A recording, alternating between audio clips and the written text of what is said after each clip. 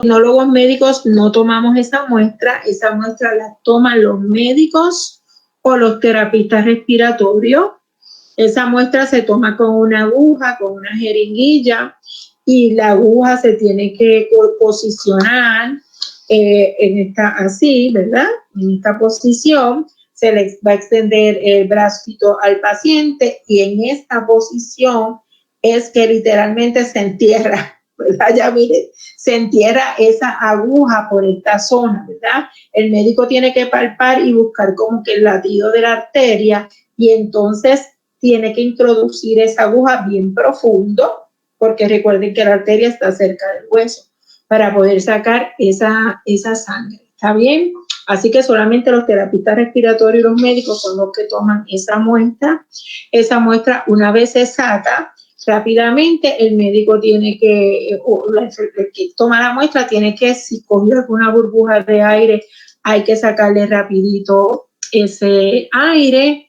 La muestra se debe mezclar porque adentro se le pone una porción de un anticoagulante que se llama heparina, así que hay que buscar que se mezcle bien con la heparina para que no se coagule la sangre, porque si no, una vez la sangre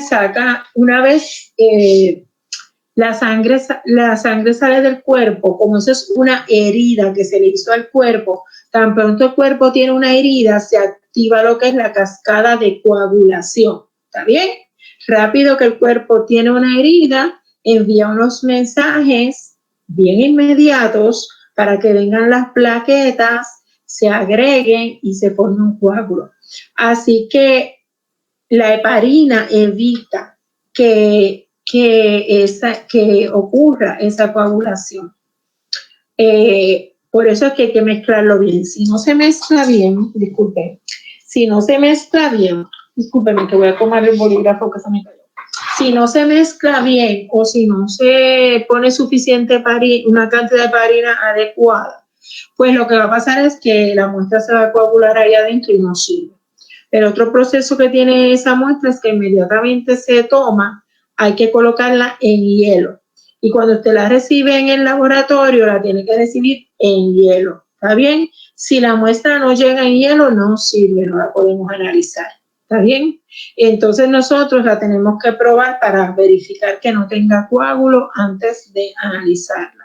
La otra cosa que sucede con esa muestra es que en algunos laboratorios, sobre todo de hospital, porque esto es una muestra de hospital, tú no vas a tener esa muestra regularmente en un laboratorio pequeño privado, ¿está claro?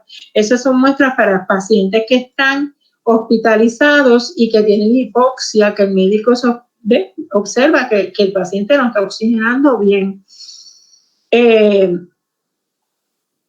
Esas muestras, les decía, en algunos laboratorios tienen sistemas de vacuum para transportar las muestras, que eso yo no se lo había mencionado. O sea, en algunos laboratorios tienen el mismo sistema que tienen en los bancos, ¿verdad? En la parte externa de los bancos para atender los clientes, tienen estos tubos con estos envases que chupan, ¿verdad? Ese es el sistema de vacuum que estoy hablando, que chupan y entonces trasladan rápidamente esas cápsulas a otro lugar. Pues en los laboratorios de los hospitales, pues regularmente tienen estas cápsulas que van exactamente a algunos departamentos, como por ejemplo podría ser la sala de emergencia, y podría ser lo que conocemos como las unidades de intensivo, ¿ok? Los ICU, que son, por ejemplo, intensivos de coronaria, sería ICU. También tenemos, a veces en algunos sitios le llaman MICU, al intensivo de medicina. PICU, al intensivo de pediatría, NICU, al intensivo neonatal. Y hay otros sitios que le tienen otros tipos de nombre. De hecho, en el sitio donde trabajo tienen otro nombre. Le voy a preguntar por qué le llaman así, porque la forma en que se le denomina es bien diferente. Pero en la mayoría de los hospitales, pues ese es el estándar, ¿verdad? CCU coronaria, MICU medicina de adulto intensivo, pediatría, o sea, el área de pediatría intensiva sería PICU, y NICU intensivo neonatal, que ya son los recién nacidos. Pues en esas áreas de intensivo, a veces pues tienen entonces, usan las cápsulas. Lo que les quería decir es que aunque hayan cápsulas, en las cápsulas se pueden mandar casi todo tipo de muestras, ¿verdad? Es para no depender de que alguien tiene que caminar hasta el laboratorio a llevar esas muestras, porque regularmente en esos departamentos, pues esas muestras que se toman las tienen rápido, los resultados. Así que, lo que les iba a decir es que nunca jamás los gases arteriales se pueden transportar ahí. ¿Está bien? Es un tipo de muestra que no puede ser transportada en cápsula, porque si la transportas en cápsula se afectan los resultados. ¿Ok? Así que no se puede. Nada, y entonces a esos gases arteriales ahí se mide el oxígeno y se mide el CO2. ¿Ok? Eso es lo que principalmente le interesa al médico cuando hace un gas arterial.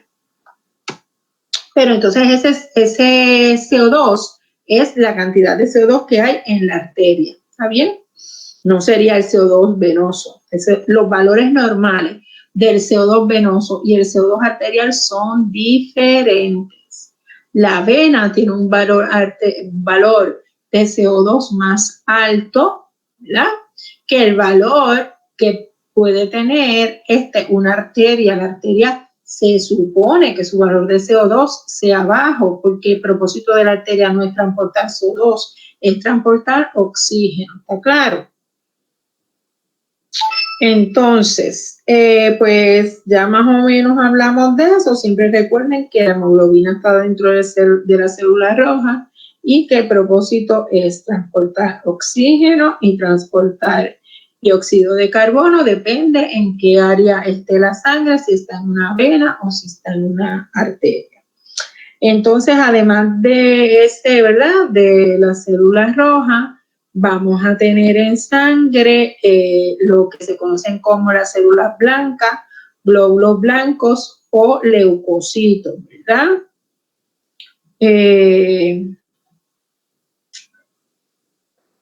Las células blancas, pues en inglés el nombre las llamamos white blood cell y las abreviamos WBC. Se le puse la abreviatura porque muchas veces cuando estás en el laboratorio te va a decir WBC y eso es todo, ¿verdad? No va a decir nada más. Las células blancas también se forman en la médula ósea o médula espinal. Todas las células sanguíneas, o sea, células rojas, células blancas y plaquetas se forman en la médula ósea, ¿está claro? Y dentro del hueso, ¿ok? En el interior del hueso. Cuando usted está cocinando y a lo mejor tienes un hueso, ¿verdad? Has tenido la oportunidad de ver el hueso en su interior, tú ves ahí como que es bien rojo en el centro, ¿ok? ¿Está bien? Porque ahí es que está esa producción de células. Entonces, las células blancas forman parte del sistema inmunológico del cuerpo, del sistema inmune. El sistema inmunológico del cuerpo es el sistema que te defiende, ¿verdad? Cuando tienes un patógeno en el cuerpo, cuando tienes una enfermedad, pues es el que va en tu auxilio o en tu defensa. ¿Está bien? Esas células blancas las hay de varios tipos, ¿ok? Y aquí se las nombré, ¿verdad? Vamos a tener que las células blancas están formadas por lo que se conoce los neutrófilos. Les puse unos dibujos ahí. Le puse unos dibujitos ahí. Discúlpeme, voy a volver atrás. Las células rojas regularmente cuando nosotros voy a volver un chile atrás, discúlpeme. Las células rojas cuando nosotros la miramos, no la vemos roja, ¿está bien? Como tal. Si yo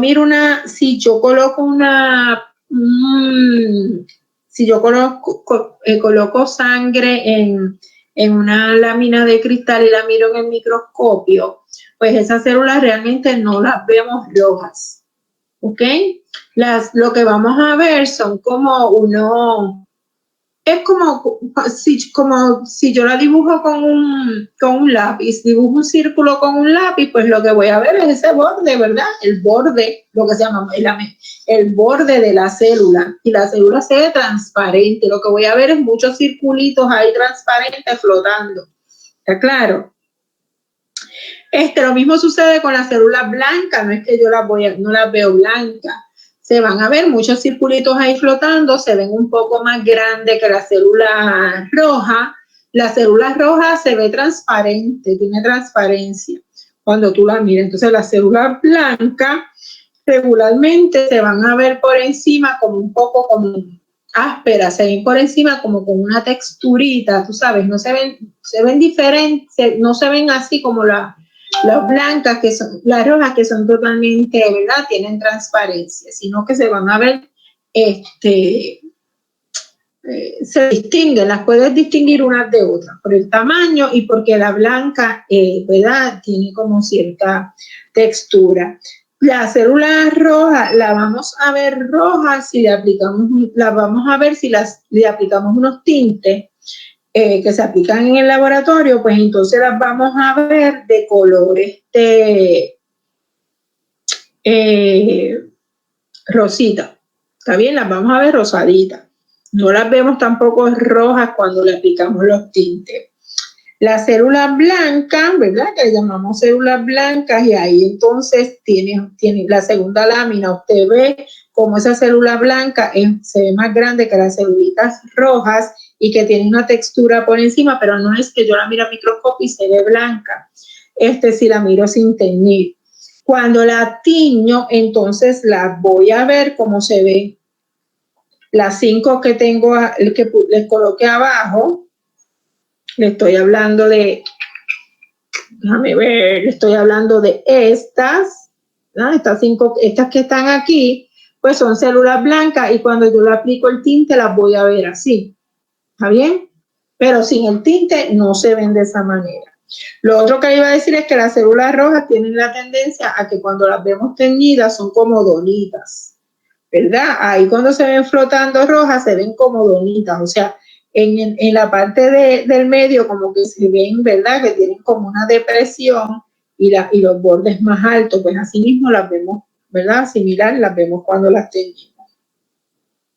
Pues nada, pues las células blancas entonces vuelvo entonces a lo que les dije ahorita, las células blancas las vamos a dividir en tipos según sus características, y vamos a tener, si siguen el dibujito ahí, las que llamamos neutrófilos, eosinófilos, vamos a tener unas que llamamos basófilos, vamos a tener las que se conocen como monocitos y los linfocitos. ¿Está bien? Aquí abajito yo le hice una tabla y le puse cuál es la función principal de cada una de esas células blancas. Ya yo les dije que las células blancas las tenemos para defensa, ¿verdad? Vamos a tener aquí que en el caso de lo que es el neutrófilo, el eosinófilo y el basófilo, si miras los dibujitos que te puse arriba, ellas tres se ven básicamente como del mismo tamaño, ¿verdad? Esos neutrófilos, eosinófilos y basófilos. Lo que tienen en el centro, que tiene color, son los núcleos. ¿Está bien? Ellas tienen ese núcleo que se le ve violeta al neutrófilo. En el caso del eosinófilo también tiende a ser los tres tienden a ser violeta. En el caso del basófilo, violeta bien oscuro. Pues ellos tres esos núcleos se llaman núcleos polimorfonucleares, porque el núcleo lo tienen como dividido en partes. Si miran la última, que es el linfocito de su núcleo es redondito. El monocito, aunque el núcleo no es redondito como tal, le decimos que el núcleo es cerebriforme, ¿verdad? Pero se considera que el núcleo no tiene una gran división, sino que tiene una indentación, ¿verdad? Que parece como una habichuela, pero no tiene divisiones. Sin embargo, los neutrófilos, eosinófilos y basófilos tienden a tener el núcleo dividido y a veces está unido solamente como por un hilito, ¿verdad? Un hilito de núcleo, pero tiene diferentes partes. En el caso del neutrófilo, como está ahí, lo vemos que está dividido casi en 4 partes, y el eosinófilo siempre se va a distinguir porque solamente va a tener 2 lóbulos. Esa parte le llamamos lóbulo. El eosinófilo siempre va a ser como lo ves ahí, el núcleo va a ser de 2 partes, ¿ok? En el caso del basófilo, ahí no le pusieron mucho los lóbulos, pero tienden a tener más lóbulos que el eosinófilo. Está bien, son unos lóbulos un poquito más gruesos que los del neutrófilo, pero tiene más lóbulos. ¿Está bien? Pues esa característica del núcleo le llamamos que esas 3 células tienen núcleos polimorfonucleares. Es como le llamamos. En el caso del monocito y del linfocito, pues decimos que los núcleos son mononucleares. ¿Está bien? De uno. Mono quiere decir uno y poli, muchos. ¿Está bien? Pero no es que las primeras 3 tengan muchos núcleos, sino es que los núcleos están como, o sea, el núcleo como que se le divide por partes, pero siempre esas partes están conectadas. ¿Está claro? Otra característica que vamos a tener en esas células son los gránulos. Si tú miras, los neutrófilos, los eosinófilos y los basófilos tienen gránulos, ¿verdad? Tienen unos puntitos, mientras que los monocitos y los linfocitos no. Así que los neutrófilos, eosinófilos y basófilos decimos que son granulados y los monocitos y linfocitos decimos que son agranulados. Y todo eso se lo coloqué en, ¿verdad? Se lo coloqué aquí en la tablita donde le puse las características, ¿verdad? Entonces, esto yo se lo pregunto en el examen y apréndaselo como es. Porque vienen y se aprenden la tabla como está la tabla y yo le cambio las células de posición, ahí se dan a escribir disparates. ¿Me entendieron lo que les quiero decir? ¿Verdad? Porque no se lo aprendieron en realidad. Lo que trataron es hacer una fotografía de la tabla, pero hacen una fotografía de la tabla mal hecha porque no se concentran en los tipos de células y cuando yo se los pregunto que le cambio las células de posición, ahí me lo dicen todo mal. ¿Está claro? Así que ya saben que los neutrófilos, eosinófilos y basófilos son granulados y polimorfonucleares. Los linfocitos y los monocitos son agranulados y mononucleares, ¿ok? Ellos entonces tienen unas funciones en nuestro cuerpo. En términos generales, los neutrófilos son los más abundantes en nuestro cuerpo, ¿está bien? Y ellos tienden a atacar las bacterias y los hongos.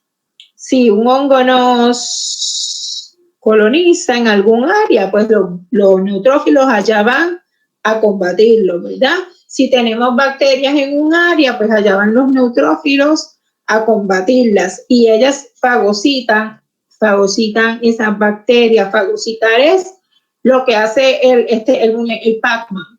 El Pac-Man, ¿verdad? Engloba y se como que se come todo. Pues eso mismo, eso es fagocitar. Eso, el concepto de fagocitar es ese. La célula va y engloba las bacterias y las destruye. Bueno, pero en ese proceso la célula también se destruye y eso es lo que ustedes ven como pus. La pus no es otra cosa que células blancas que han intervenido con bacterias y al destruir la bacteria también ellas regularmente quedan destruidas y se forma ese pus ahí, ¿ok? Entonces, el eosinófilo, la función lo vas a tener aumentado regularmente cuando tienes alergias, ¿ok? Cuando tienes alergias, cuando tienes inflamaciones, si tienes parásitos, pues el parásito regularmente te va a producir que tengas en el área unas inflamaciones. Por eso entonces en caso de parásitos también puedes tener los eosinófilos aumentados. ¿Está claro? En caso de que haya a veces alérgenos en el aire, pues eso te va a aumentar los eosinófilos. Siempre tenemos esas células en sangre, pero por ejemplo, regularmente nosotros esas células las contabilizamos, ¿está bien? Se cuentan y se le informan en el CBC al paciente, al médico. También las observamos en el microscopio. Y entonces hay una cantidad que regularmente tenemos normal de ellas, ¿verdad? A lo mejor podemos tener 5, 4, 2 eosinófilos en sangre regularmente, pero ya si vemos que la persona tiene 15, que tiene 20, pues ya sabemos que está pasando por una reacción alérgica porque se le aumenta. En términos de los basófilos lo que hacen es que van a atacar los parásitos, ¿está claro? Si la persona tuviera parásitos, pues va a tener los basófilos aumentados. Realmente los basófilos casi no se ven, casi no tenemos en el cuerpo. Cuando vemos a veces basófilos en los análisis, lo que hacemos es que tratamos esa muestra como de ponerla a mover mucho, volverla a tirar, porque no es normal que haya más de un basófilo ¿verdad? En cierta cantidad de sangre. ¿Está bien? Y menos porque lo que les digo, prácticamente no tenemos tantos parásitos en el cuerpo, así que no hay razón para que tengamos tantos basófilos. Los linfocitos tienen una división, ¿verdad? Tenemos lo que se conoce como linfocitos T y linfocitos B y otro tipo de linfocitos que se llaman los NK, un natural killer. ¿Está bien? La función de esos linfocitos es atacar los virus, ¿verdad? Cuando tenemos virus y los linfocitos van a actuar, se ponen grandes o reactivos. Si miran la laminita que yo les di, el linfocito es pequeño, ¿verdad? Es un poco más grande que una célula roja. Pero cuando tenemos virus y ese linfocito se pone reactivo, llega a alcanzar prácticamente el mismo tamaño que un monocito. Y cuando los miramos en el microscopio, a veces como que los confundimos. ¿Está claro? Tenemos una diferencia que es que el monocito tiende a a teñir color rosado, mientras que el linfocito es más azuloso, más violeta. ¿Está bien? Pero él llega a ponerse grande si tenemos alguna condición de salud que lo amerite. Pues entonces, ella lo que hace, ¿verdad? El linfocito va a atacar los virus, libera anticuerpos. Ya ustedes han escuchado mucho hablar de los anticuerpos. Los anticuerpos nosotros los producimos para protegernos de los patógenos o antígenos, ¿verdad? De aquellas sustancias que son antígenos para nosotros, que no, el antígeno siempre es el que nos hace daño, viene de afuera, y el anticuerpo es el que nos protege, ¿verdad? Contra esos antígenos, y lo fabricamos nosotros.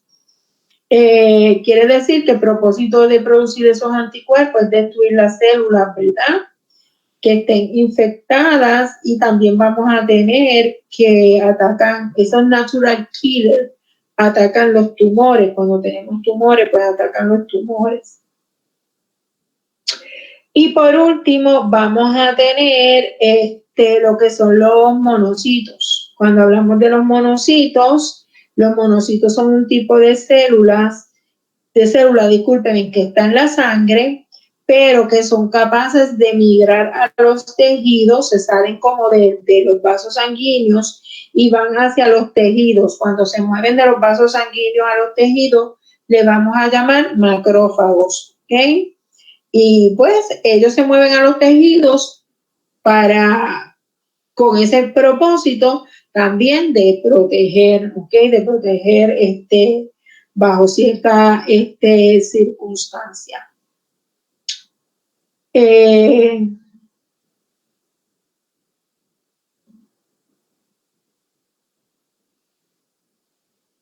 verificar por aquí.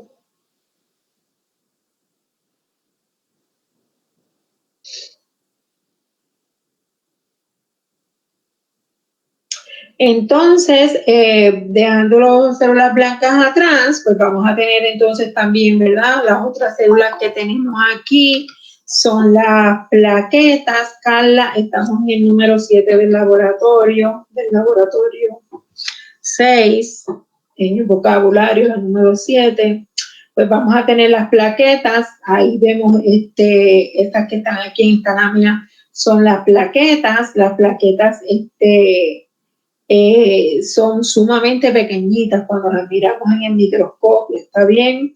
Le llamamos a las plaquetas también trombocitos. Regularmente cuando el médico te la ordena, te escribe platelets o te escribe PLTS, es lo que te escribe en la orden. También se van a producir en la médula ósea y forman coágulos, ¿verdad?, de sangre que ayudan a cerrar las heridas. Esa es su función. Tan pronto hay una herida, las plaquetas se mueven a esa herida y se pegan unas con otras y además pegan las células rojas, ¿verdad? Como que provocan que las células rojas también se peguen unas con otras y eso es lo que nosotros vamos a llamar el coágulo, ¿ok? Y el propósito es cerrar las heridas. Se supone que cuando tú tienes una herida, ¿verdad? Cuando la persona tiene una herida, la herida se limpia, ¿ok?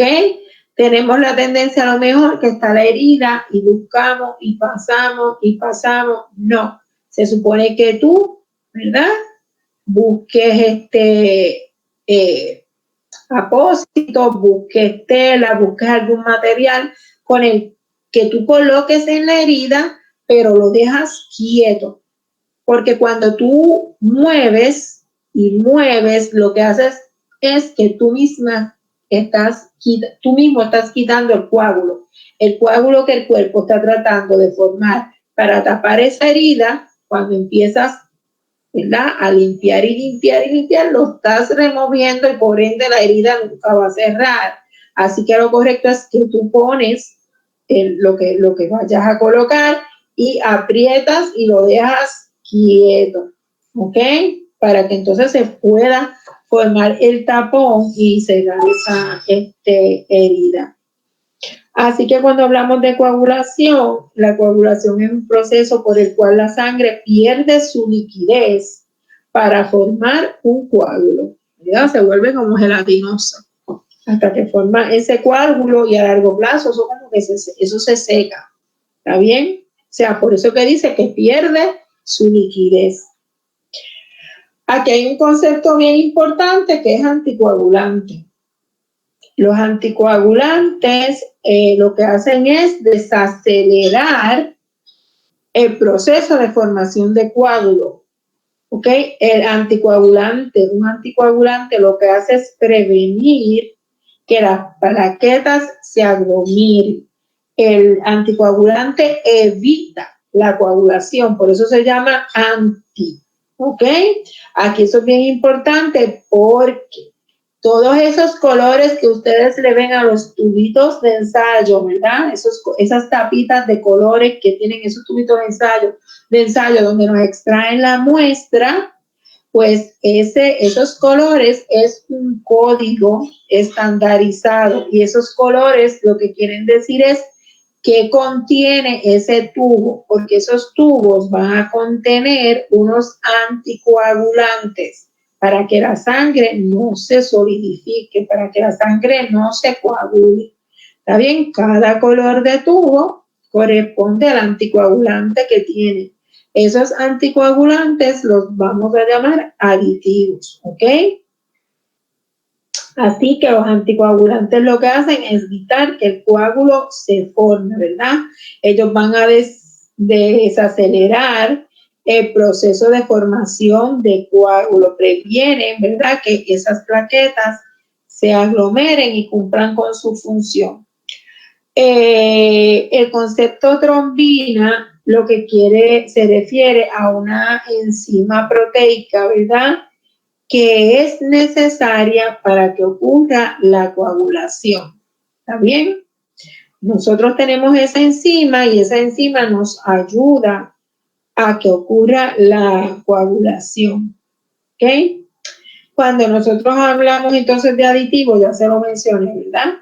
Que los aditivos van a ser anticoagulantes y esos anticoagulantes lo que van a hacer es a prevenir la coagulación de la sangre. ¿Está bien? Por eso decimos que cada uno de esos tubitos tiene un aditivo, ¿verdad? Diferente que nos ayuda en este asunto de evitar la coagulación. El concepto plasma, pues cuando hablamos del plasma, el plasma es la parte líquida de la sangre anticoagulada, ¿ok? Donde flotan las células rojas, las células blancas y las plaquetas.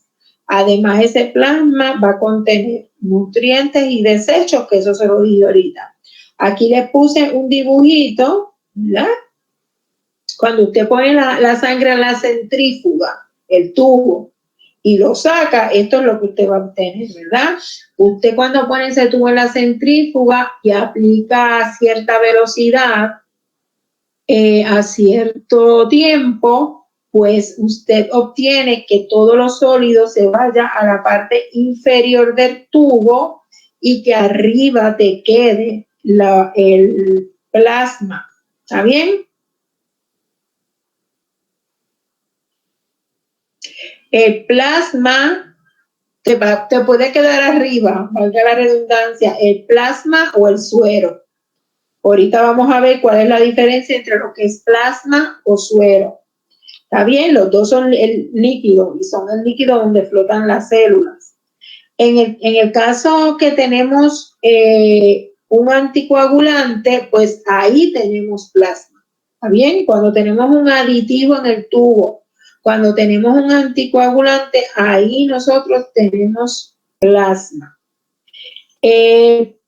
Vamos a tener que el plasma va a contener agua, iones, va a contener proteínas, va a contener nutrientes, va a contener desechos y va a contener gases. Volvemos.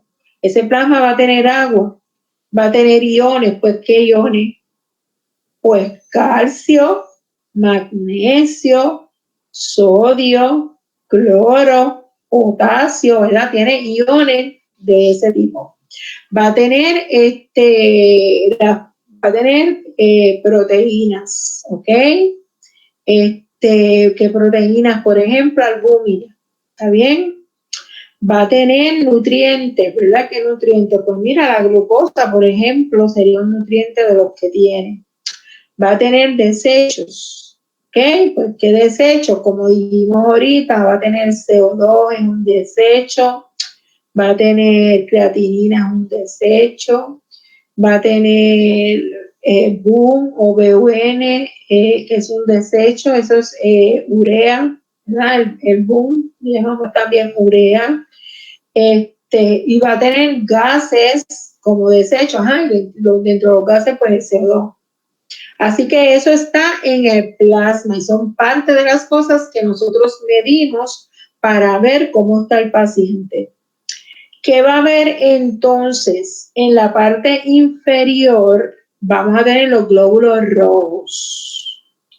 Y un detalle importante es que cuando la muestra tiene anticoagulante, los glóbulos rojos van a permanecer abajo y en el centro va a haber una línea blancuzca o grisácea, que la ven aquí, que hay una línea entre los glóbulos rojos y ese plasma, una pequeña línea.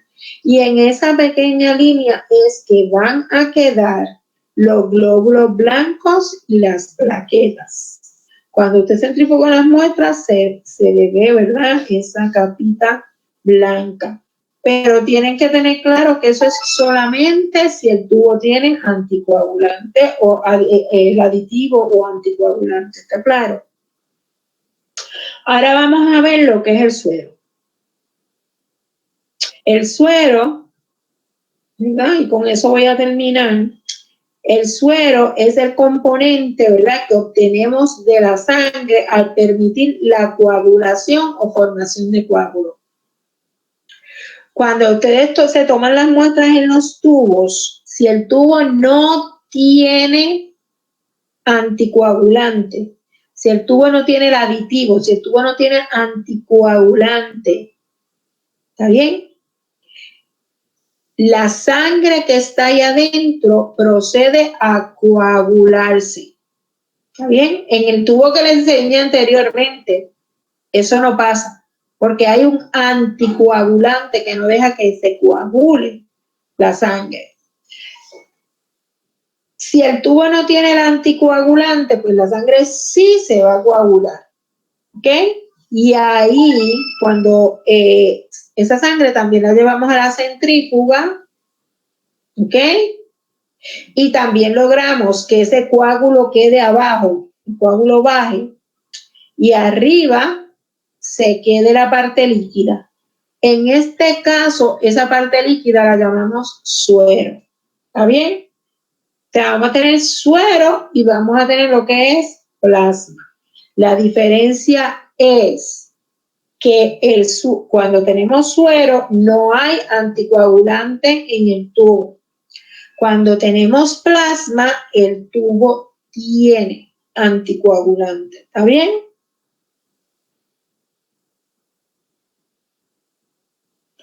Cuando el tubo no tiene anticoagulante, lo que tenemos abajo es un coágulo y ese coágulo tiene atrapadas ahí células rojas, células blancas y plaquetas, indistintamente en diferentes posiciones, y no tenemos la conformación del tubo con anticoagulante, o sea, no están las plaquetas y los blancos en el medio. ¿Está bien? El coágulo lo comprende todo. Ahí está mezclado rojas, blancas y plaquetas. ¿Entendieron eso? Como quiera, en la próxima clase se lo voy a repetir. No le quiero quitar de su tiempo porque hasta están cansaditos. Y vamos a repetir esto más. Pero esa es la diferencia, ¿verdad? Entre lo que, por eso que ustedes ven esos tubitos de colores, esos tapones de colores corresponden a un código universal. En cualquier país que usted vaya, va a ser así, ¿verdad? Es un código universal y corresponde a lo que hay dentro del tubo. Y entonces la mayoría de los tubos tienen anticoagulantes. Solamente los tubos rojos, los tubos que ustedes sacan que tienen tapón rojo, ese tubo es sin anticoagulante y ese tubo, cuando va a la centrífuga, lo que vas a obtener de ahí es suero. ¿Está bien? La sangre de nosotros, cuando nos referimos al líquido que está en esa sangre, hablamos de plasma, porque nuestro cuerpo tiene anticoagulantes naturales. La trombina, se la mencioné, tiene anticuerpos naturales, por ende, nuestra sangre no se coagula. Si se coagulara, nos fallecemos. ¿Está bien? Así que nuestra sangre, nuestras células rojas, nuestras células blancas, nuestras plaquetas, en nuestro cuerpo flotan en plasma. ¿Está bien? Ese efecto o ese material que llamamos suero es fuera de nuestro cuerpo. ¿Está bien? Una vez lo sacamos. Nada, los vamos a dejar ahí. No tienen que trabajar nada del laboratorio hasta que yo se lo termine de explicar. ¿Está bien? No se tienen que preocupar por eso. Tampoco se tienen que preocupar por la clase que les envié. No la tienen que trabajar. Yo le había puesto una fecha, pero hasta que yo no la discuta, no es necesario que lo trabajen ninguno de los dos. ¿Está bien? Saben entonces que en la próxima clase tenemos examen el jueves. ¿Está bien? Así que nada, estudien, léanse el material, porque después si no se leen el material se hace obviamente más difícil. Nada, los voy a dejar hasta aquí. Los que no me han mandado la prueba corta me la envían, si alguien no la ha mandado, y voy a tratar de rapidito corregírselas y enviarle la nota. ¿Está bien? Yo envié la nota de la primera prueba corta. Si alguien no la tiene, me lo dice, ¿verdad? A lo mejor se me pasó como que corregírsela. Y lo otro es, pues, que las personas que por aquí ya no cogieron la primera prueba corta, Nada, el día del examen se la voy a bajar con el examen para que la haga. ¿Está bien? Así que nada, cuídense y estudien mucho. Ok, pues denme un momento, no se va. Que yo paso ahorita y no lo hice. Espérate. Tengo por aquí Yamixa, tengo por aquí a Krishna, tengo por aquí a Norberto y Alejandro.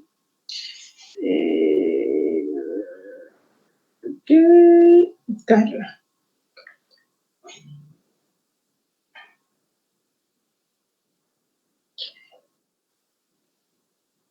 Ok, está bien, pues gracias, nos vemos, cuídense, que tengan buenas noches. Buenas noches.